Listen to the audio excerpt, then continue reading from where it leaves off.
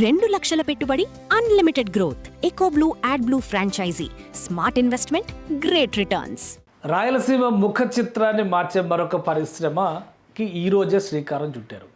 JSW Rayalaseema iron అంటే steel factory పనులు మొదలయ్యాయి. దీనికి సంబంధించినటువంటి ప్రణాళిక గత 2 దశాబ్దాల చరిత్రని మనం మాట్లాడాల్సి వస్తుంది.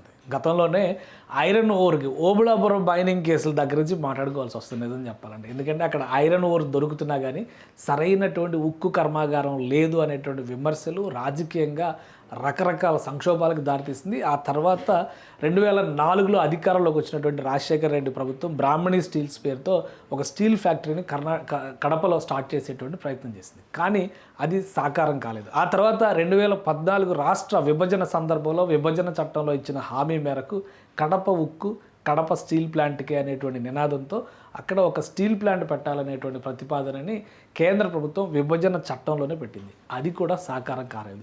2018లో చంద్రబాబు నాయుడు ఆధ్వర్యంలో ఉన్నటువంటి ప్రభుత్వం అక్కడ ఒక ప్లాంట్ తీసుకొచ్చే ప్రయత్నం చేసింది. అది అమల్లోకి రాలేదు. 2019లో వచ్చిన జగన్మోహన్ రెడ్డి ప్రభుత్వం మళ్ళీ ఇంకొకసారి 2019 ఆయన ఎన్నికైన 6 నెలల్లోనే భూమి పూజ చేశారు. అది కూడా సాకారం కాలేదు. ఇప్పుడు 2024లో ఏర్పడిన కూటమి ప్రభుత్వం ఒక లక్ష్యంతో పనిచేసి దాదాపు 24 నెలల కృషి తర్వాత ఇప్పుడు జేఎస్డబ్ల్యూ రాయలసీమ స్టీల్ ప్లాంట్కి శంకుస్థాపన చేసింది. మహత్తరంగా ఈ కార్యక్రమం కడపలో జరిగింది.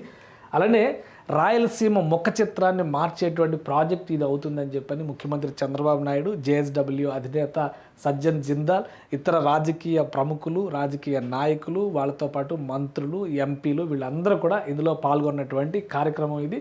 సో రాయలసీమ అంటే ఓన్లీ ఫ్యాక్షనిజం అనేటువంటి అభిప్రాయం ఉండేది. దాన్ని బ్రేక్ చేస్తూ మొదటిసారిగా ఒక భారీ పరిశ్రమ ఇక్కడ ప్రారంభమవుతుంది. ఇంతకు ముందర కూడా కొన్ని పరిశ్రమలు ఉన్నాయి. ముఖ్యంగా అదొక సెంటిమెంట్ ఇష్యూ కింద మారింది కడప స్టీల్ ప్లాంట్ అనేది. విశాఖ ఉక్కు ఆంధ్రుల హక్కు అన్నట్టుగానే విభజన తర్వాత కడప ఉక్కు కడపకే సొంతం అనేటువంటి నినాదం కూడా ఆ స్థాయిలో ప్రభావితం చేసింది. ఇప్పుడు ప్రారంభమైనటువంటి ఈ ప్రాజెక్టు రాయలసీమ ముఖ చిత్రాన్ని ఏ విధంగా మార్చబోతుందంటే రాబోయేటువంటి రోజుల్లో దాదాపు 50,000 మందికి ఉపాధి కల్పించేటువంటి ప్రాజెక్టు కాబోతుంది ఈ JSW steel plant. JSW RS steel plant అంటే రాయలసీమ స్టీల్ ప్లాంట్ అనమాట. శంకుస్థాపన జరిగింది మొదటి ఫేజ్కి మాత్రమే. 16,350 కోట్ల రూపాయల ఎక్స్పెండిచర్తో 1100 ఎకరాల విస్తీర్ణంలో ఈ ప్రాజెక్టుని మైలవరం మండలంలో ప్రారంభించారు. అలానే రాయలసీమ ఉక్కు కార్పొరేషన్ ఆధ్వర్యంలో దీని ఆపరేషన్స్ అన్నీ కూడా జరుగుతాయి. గతంలో చేసిన ప్రయత్నాలకు సంబంధించినటువంటి దృశ్యాలు ఈ ఒకసారి ఆ పాత కథని గుర్తు చేసేటువంటి ప్రయత్నం ఏపీ ప్రభుత్వం చేసింది. ఇప్పుడు మొదలైనటువంటి ప్రక్రియ చూస్తే కనుక జేఎస్డబ్ల్యూ ప్లాంట్ కేవలం ఒక ఉక్కు కర్మాగారంగా మొదలు కాల. ఏకంగా ఇక్కడ 400 మెగావాట్ల విద్యుత్ ఉత్పత్తి, సౌర విద్యుత్ ఉత్పత్తి కేంద్రం కూడా ఇక్కడ ఏర్పాటు చేస్తున్నారు. ఇక్కడ అవసరమైనటువంటి ఉక్కు తయారీకి అవసరమైనటువంటి నీటి వనరులను కూడా వాళ్ళే డెవలప్ చేయబోతున్నారు. అంటే ఒక బహుముఖ్యమైనటువంటి ప్రాజెక్టుగా ఇది రూపాంతరం చెందుతుంది. దీంతోపాటు అనేక సోషల్ యాక్టివిటీస్ కూడా సజ్జన్ జిందాల్ తన గ్రూప్ ద్వారా చేపట్టబోతున్నారు. రాబోయే రోజుల్లో తిరుపతి స్పేస్ సిటీలో, అలానే డ్రోన్ సిటీ కర్నూలులో కూడా వీళ్ళ పెట్టుబడులు పెట్టబోతున్నారు. రక్షణ రంగానికి అడ్డాగా తయారు చేసే ప్రయత్నం రాయలసీమ చేస్తున్నారు. కాబట్టి ఆ ప్రాజెక్టులో కూడా సజ్జన్ జిందాల్ ఆసక్తి చూపించారు. ప్రస్తుతం 16,350 కోట్ల రూపాయల పెట్టుబడితో సుమారు 2,500 మందికి డైరెక్ట్ ఎంప్లాయ్మెంటు, 20,000 మందికి ఇండైరెక్ట్ ఎంప్లాయ్మెంట్ ఇచ్చే విధంగా దీన్ని డిజైన్ చేశారు.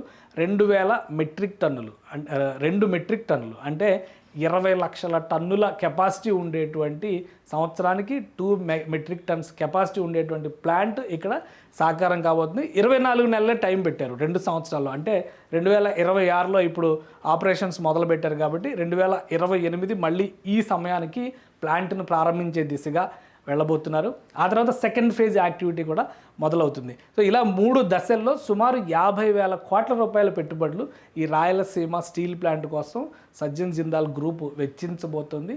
ఇది రాయలసీమలో ఉత్పాదక శక్తిని పెంచడంతో పాటు యువతకి ఉపాధి అవకాశాలని, ఆర్థిక ముఖ చిత్రాన్ని కూడా మార్చబోయేటువంటి ప్రాజెక్ట్ అవుతుంది. ఇప్పటివరకు పోరాడినటువంటి వాళ్ళందరూ కూడా సంతోషించేటువంటి సందర్భం.